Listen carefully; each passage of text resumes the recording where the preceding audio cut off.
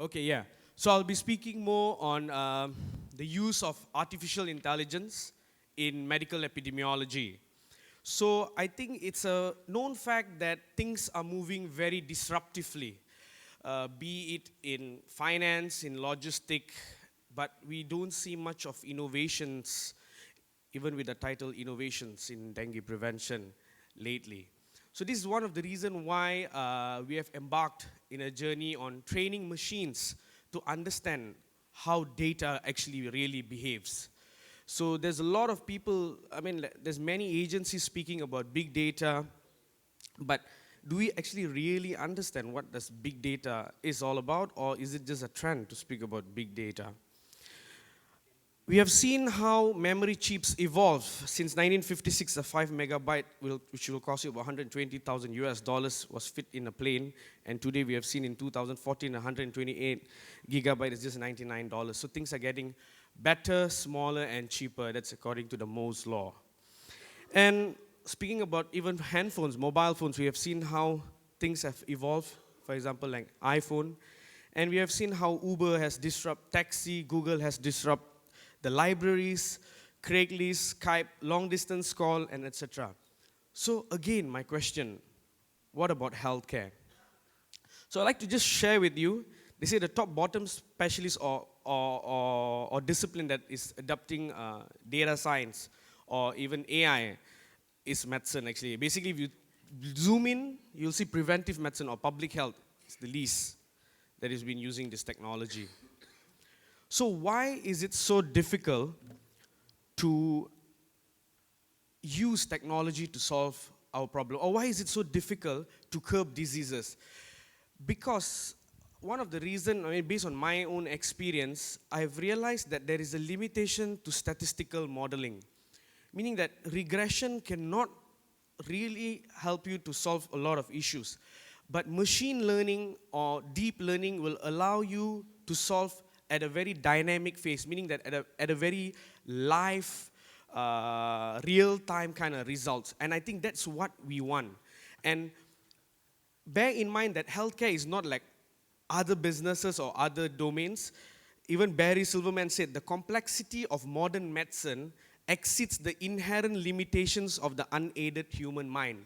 So as a doctor, I probably think there's only 5 symptoms to cause, probably 5 symptoms to cause one particular disease. But after imputing various variables of patient's symptoms, patient's physiological profile, blood profile, we realize that there's not just the 5 symptoms that is important there. There's more than that they are involved in this scenario.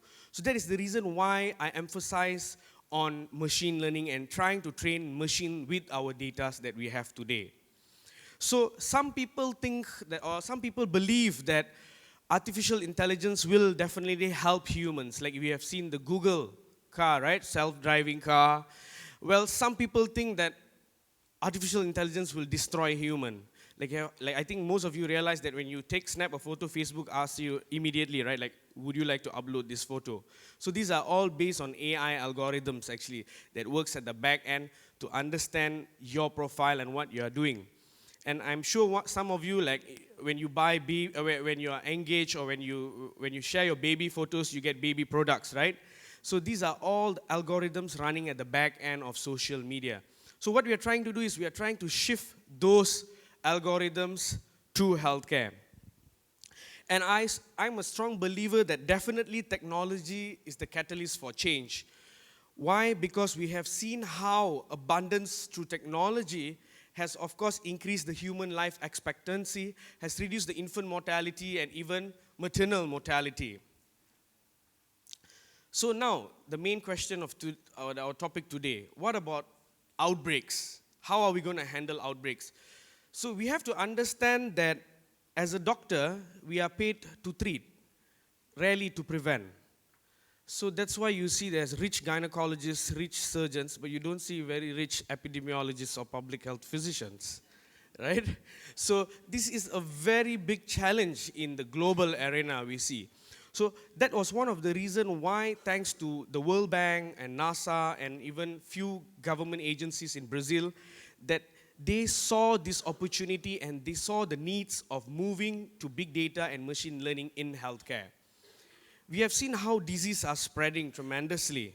I mean, speak about flu, it killed more than 30 million people, and we have seen how Ebola immediately killed was more than about 10,000 people.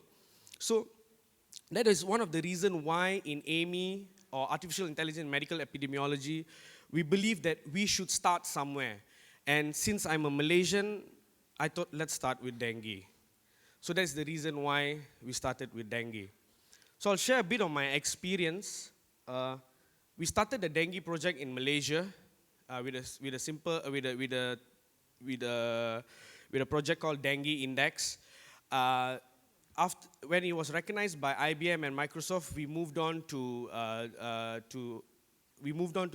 competition by Genovasi, whereby it's a global impact competition. Winning that competition has enabled me to go to Singularity University. It's a very beautiful university. I mean, really, it was really beautiful to see how can we incorporate or converge medicine, computer engineering, molecular biology, and etc. So that is one of the reasons why I feel that it opened the door in terms of AI in medicine. Secondly, in Singularity University, we won top 5 in the US, whereby we got a grant from Brazil government as well as from the US government called FIX. It's called Field Innovation Exchange Program, whereby we actually went to Brazil and we helped the city of Rio as well as in São Paulo to predict those dengue outbreaks area, which I will share in a bit. So yeah, that was the story of why we started dengue. It's not bragging, okay? It's just some history for you guys. So okay, let's speak about dengue. I think everyone spoke about dengue. So basically, 400 million dengue cases are reported annually. I believe it's more. And we see that about 2.5 billion people are currently at risk of dengue. And it is estimated that $1,591 are actually spent for each dengue cases. And speaking about the economical impact, we have seen about $440 million are actually spent just to fight dengue per country. This is by WHO. And in Brazil, for instance, they have spent about $1.3 billion just to fight this disease. And India, it cost them also about $1 billion. So you can see it's important to speak about money first, then you'll get funding, you know. If you speak about the disease first, no one is going to fund you. I think someone from the sustainable was asking the question, right? How do you get fund from, you know, big organizations? So sadly, you got to think like a businessman, then you think like a scientist. Then you'll get your funding done. Okay? So why did we came up with an AI system? Because we believe when you do not know when an outbreak happens, you tend to have unplanned management. Bear in mind that 43 to 53% of dengue prevention are spent on fogging and etc., which is really sometimes goes to a waste because it's more towards a nationwide campaign. And genetically modified mosquitoes.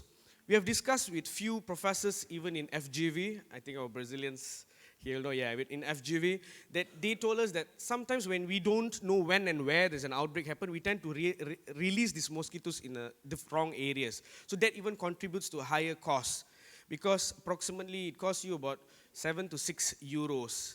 So that was one of the reasons why. And fogging and larviciding, and everyone knows, and health campaigns. We love health campaigns, right? So we spend a lot on health campaigns. So that was one of the reasons why I thought that, okay, see, in order to solve this, we really need to know when and where exactly. So bear in mind, this is a global, stats by the Asia Pacific Dengue Response.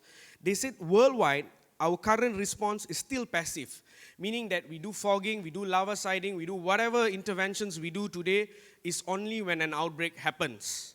Only when there is hotspots, we do it. There is only 3.9% of active. Active means that you try to predict, but you know, by simulation, by probably regression analysis and etc. So sadly, even Bill Gates said, the next outbreak, we are definitely not ready. So we are trying to get some money from him too, from Bill and Melinda Gates. Yeah. So these are few things that the world is sharing. So that is the reason why we introduced Amy. So, okay, how does Amy actually work? So we have approximately more than 20 variables. When we initially started, we have about 100 over variables. So we actually trained, we call her Amy, because American loves name, like Kevin, Amy, like for AI system, So we call her Amy. So she's okay. So we have inputted more than 100 over variables, and now Amy understands that only 23 variables are important for Malaysia. But for Brazil, they said, no, it's not 23, it's more than 100 variables. So these are so interesting things that machine can actually tell you. So we took weather data such as wind speed, wind direction, thunderstorm, solar radiation, and in terms of construction site, we use image recognition to recognize types of building, high-rise building, low-rise building, condominiums, and etc. Because it's important to get all these single details. And of course, health, dengue cases, and etc. So for Malaysia, we actually used the Bayesian network in order to make the machine understand on what are the costs or what are the variables needed in order to determine whether there is an outbreak or not. So if you see here, we even included population density, which was very, very difficult to get data in Malaysia. It's really difficult. So we got a call, few agencies and etc. to actually get the population density in order to train Amy to understand that, okay, this area in Selangor, this is the population density and etc. For example, for weather, we use 44 weather stations to actually gather all those weather data points. And like I've said earlier, we took lake, house, we took everything in order to actually understand which exact variables that we actually needed. So these are few of the modeling that we see in Brazil. This one is we actually specially tested somewhere in Brazil, and these are the cross analysis we have done. Currently, our model is successfully, it's about 87 to 88% accuracy. But for Brazil, we only had about 84%. And bear in mind, if you look through literatures, right, you've seen that humidity, temperature, and rainfall is something common. And I don't know why people still do research on that, because it's redundant. We know that these are the factors that causes dengue. But through machine learning, which we will be publishing end of this month, I'll share with you before it's been published. We realized the thunderstorm, I don't know why, we have not concluded why, but we realized thunderstorm and solar radiation contributes to dengue hotspot. But again, I don't know why. Our team is still investigating that. So this is for Malaysia, actually 23 data sets exactly. This is basically the back end. We use WECA to actually to extrapolate which are the areas. That means if week one with this duration, with this wind speed, with this thunderstorm, what is the probability? So bear in mind, it gives you actually live live data. So as public health physicians, I think at the end of the day, you don't want to be gathering data, running your SPSS or whatever software, waiting for your report to be produced and then take action. So it's important that you have something like Facebook where when I log in, I can see updates. Someone is actually having MACD today, so this area is having outbreak. Probably in 2 weeks, another area will be having outbreak. So that's what we actually want it to be. So these are the prototype phase. These are what we have created, which I will show you later. So it's so simple that you can just select the place and you just click analyze. It will give you the probability and it will show you where. I think that's what we want. That's why Apple is famous today, because of simplicity. You don't want so many variables in it, and you can't even determine like what are the cause of the outbreak, right? So we wanted something simplified for public health physicians to make decisions. So in Brazil, we actually use two different models. That's Bayesian model and support vector model. This vector is in computer science vector, not our epidemiology vector. Right? So we use these two different models to actually determine the outbreak prediction in Brazil. So see, Brazil is 110 variables because we had a lot of variables, new variables we realized we got from the favelas. Yeah, maybe you can ask our Brazilians what are favelas are. So they were very different kind of dynamic in Brazil, we realized that. So you see how more complex model we have extrapolate for Brazil. So this is area 3.1 in Rio de Janeiro. So this is what Amy predicted 1 month in advance. During when we were there around March. So this was prediction for April. So this is what Amy makes decision autonomously. So when you train a machine, she makes a decision autonomously for you. So you can validate with your own field epidemiology to see whether she's reliable or not. So I will show you now the real outbreak. So not too bad. I mean, Amy was, give her some chance. She did quite well. She was able to, if you see, like, there's some cases that we missed, but most of it, she was able to actually predict. So this is the whole algorithm that that me and my team have created. So basically, we run a regression, then we run through Bayesian in order to come up with the prediction model. So if you want to know more, you can meet me later. You can email me. For Malaysia, we have achieved for Selangor State, we have tested with an 88.6% accuracy and field tested. For Brazil, we have achieved about 84.11% accuracy for Brazil. Brazilians are very nice people, very nice people. Yeah. So, this is the basic model, the first prototype. You can see on top are all the diseases: malaria, Ebola, tuberculosis. We're starting with dengue. You just need to click analyze. It'll give you the probability of outbreak, and it'll locate for you exactly where. So, I'm very excited actually. That's why I have so many things to say, but only a few words are coming out. You see. Yeah. So we have created the model. So currently we are using it in we're going to use it in Sao Paulo, in Rio, soon in Singapore, in Mexico, and hopefully in Malaysia in 3 months' time. So you have a platform for public health analytics for public health physicians, and above you have mobile apps for the consumers. So like it's going to work like Waze. But see, when you say mobile apps, I mean, sometimes I just get fed up with the word mobile apps. When people say mobile apps, we don't want something descriptive. If you're going to get something descriptive, you might as well Google it, right? How many cases are there, which area, and etc. So what you want in an app is an intelligent system that tells you where the outbreak is and what are the possibilities of the outbreak happening in a week time, in a month time. So that's what we are trying to develop for iOS and Android. Now, of course, it's backed up by the World Bank, by USAID, by Vivario in Brazil, also Sao Paulo, Rio. So it's a multi-agency thing that we are doing currently. So our market penetration, of course, is a part of validation as well, because when you brag too much about your achievement, but when people don't actually see it, it's wrong.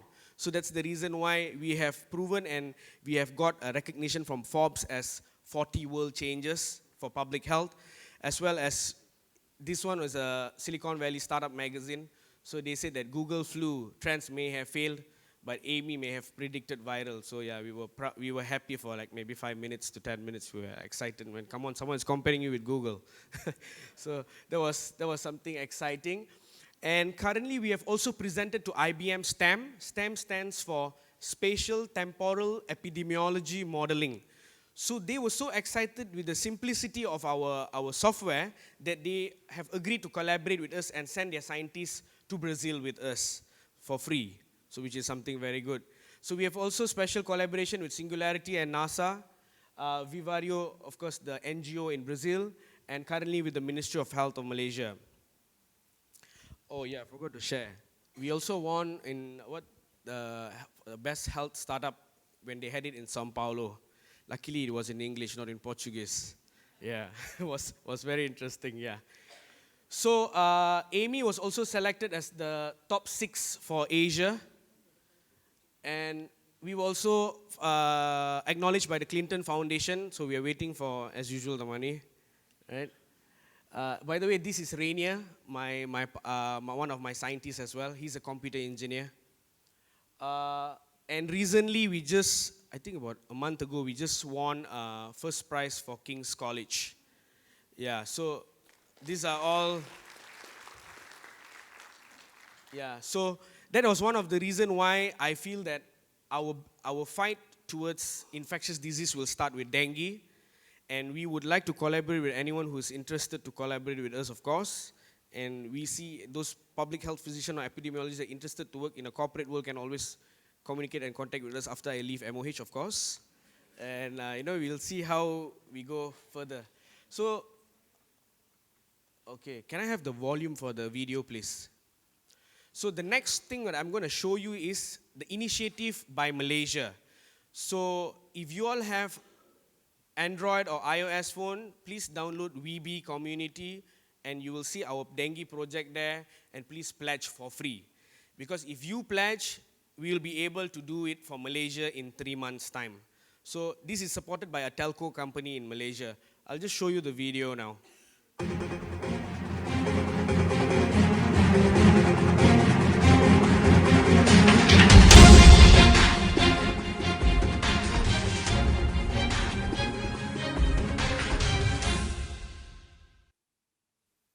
Yes, thank you.